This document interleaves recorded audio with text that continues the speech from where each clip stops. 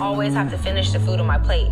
You know, I had parents who literally were like, if you're full, throw it away. My parents weren't the type of parents who made me eat everything. And one of my friends, she was like, my grandmother made me clean my plate. That's why I overeat today. Sounds like you grew up rich.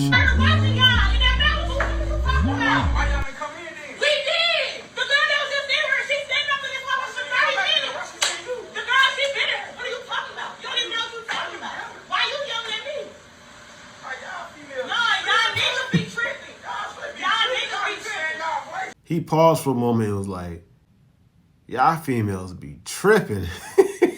Excuse me, I'm your buddy. What's your name? Ashley. Nice to meet you. I thought she was cute. Hey, bro, she taking, bro. She taking, bro. Hey. Watch out. Chill. I thought she was He cute. just wants my number. You want to be friends, right? No, he doesn't want to be Put that in friends, real quick. bro. Put that in real quick. Hey, what are you doing? Bro, watch out. Hey. Bro, obviously you don't want to, bro. Chill, bro. She don't want to. You're good. What's your name again? Ashley. Yo, are you fucking serious, bro? Like, That's the issue. What? I can't give him my number? no, bro. Obviously, he doesn't want to be your friend. Although that's mad disrespectful on his behalf, if a female that I'm with shows choosing signals towards another dude, I'm out, bro. No negotiation. You can have her. Ain't no point doing that arguing and carrying on. If she don't want you, she don't want you. And you shouldn't even want to be in a relationship with somebody who don't want you. Women are checking out men all the time and have all sorts of tricks for doing that. They might be provocative, for example, because they want to test a man to see if he can control his temper. And no one likes to talk about that. But any smart woman is going to do that because she wants to find out if her partner, she wants someone who has the capacity for aggression, but she wants someone who can control it because a man will be provoked by children. And if he can't control his temper, then he's going to be aggressive. And so she has to check that out. And you don't check that out by having a formal conversation. You check that out the same way children check out their parents, which is by harassing them and seeing what happens. And men check women out. So maybe one of the things a man wants to do if he's going to commit to a long-term relationship is he wants to find out, does this woman have what it takes to actually commit to a long-term relationship? Is that he has to know that she's capable of controlling her impulsive desires. Otherwise, she's going to... I just made a video yesterday about being annoying to the female that you with. Because I was talking about females. If you ever been with a whole bunch of females, you already know that. It don't matter how bad they are. It don't matter if they just regular, mediocre. They all find something to get mad about. You could be the nicest guy in the world or you could be a prick. They still gonna get mad about something. They still gonna get annoyed about something. And a dude who do not care about a female's ups and downs, he's always himself. He doesn't care if she is annoyed or not. He's just him. I was saying in the other video, those be the dudes that the females be in love with the most. You know why? It's because those women are attracted to how those dudes aren't provoked. She can cry, get angry, whatever. That dude is still gonna remain the same. And I know a lot of dudes be talking about being stoic as a man. I don't really even believe in being stoic as a guy. I think you can show emotions. I say just be yourself and don't be provoked by her emotional roller coaster. Literally don't care. Just always be the same person. To her, that's stability. And what I mean by being the same person, I'm saying be authentic. Be true to who you are. Don't change because she got mad at you or she was... Who cares? Because if you change for her, she's not going to be attracted to that anyway. Can I ask a question? Yeah, go ahead. To the married people. So you say you don't see him like as your equal or anything, but like you told us earlier that you and your husband like invest in real estate and everything together.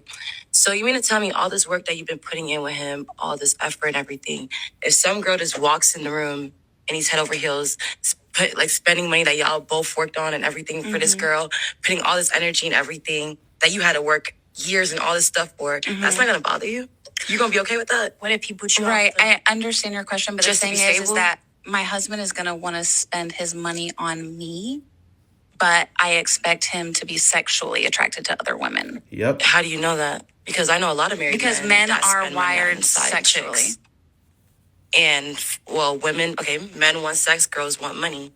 You don't think your man, if he's really out here, and you say you're okay with that. It's a really hard concept for women to understand that a man can love one woman but still want to have sex with other women. In the same way, it's a very difficult concept for men to understand that women aren't as nurturing as we thought they were. In fact, most women, when they're extremely beautiful in their prime years, want to be thoughts. That was difficult for us to understand about y'all nature, but we've had to accept it. And what did men do? They found a solution to the problem. What was the solution? Get your passports or find a traditional woman. You can't change that person. What this woman is trying to do, she's angry because the argument goes even further. She wants to change how men are. The same way where we can't change how women are, we just accepted it and found a solution to the problem, they can't change men. You're mad because he's still going to be sexually attracted to other women, even if he's married to you. No matter how much you argue with that woman, ma'am, that fact about men will not change. Women overall are more attracted to men in which their feelings are indifferent. Like, the woman doesn't necessarily know how much you like her. The woman tends to be more attracted to men towards that route. And that's why the Red Pill teaches certain strategies towards not being nice. A big reason is because women will be more attracted to if she's indifferent on how you feel about her, which is the truth, which most women never admit. But if you look at your dating history, if you ever dealt with a guy like that, you kind of weigh out the guy who love bombed me, quote unquote, versus the guy where I really didn't know where I stood. I'm waiting for him to text me, but he's still showing interest, push, pull. You were more attracted to the latter guy than the first guy. Gave him way more energy. Because there's intrigue there, right? There's like, again, it's kind of like the unveiling, right? Like there's something awesome about intrigue in dating. And when a guy starts to unveil himself very quickly, there's no mystery there. Yeah. And when there's no mystery there, and this is something in the manosphere, I know some women don't agree. Women still like to be entertained.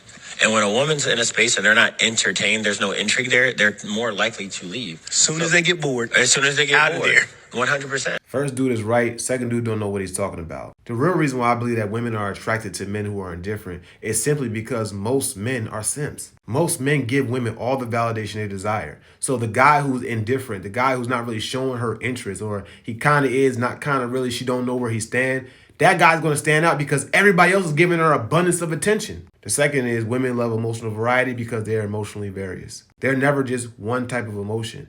You know, men aren't either, but their emotions, because of their hormones, go up and down for so many reasons. So a man who's indifferent allows a woman to be fully feminine by being emotionally various, being emotional roller coaster, while that man is the stability, being the same all the time. That indifference to the female is just stability to her because she knows that she's emotionally unstable. But him being indifferent means that he's not emotionally unstable.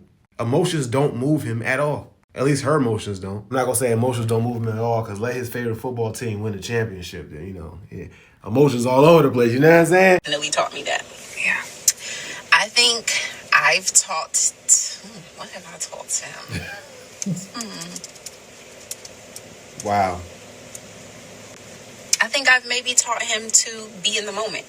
To step back and be proud of yourself for whatever it is that you've accomplished. And, you know, kind of just be in that moment. I feel like he's such a workhorse and goes so hard for his profession and his businesses and his philanthropic efforts that sometimes he just doesn't sit back and say, you know what, I did that. And I'm proud of myself. And, you know, I have worked hard to be able to do these things and put myself in this position. So go me.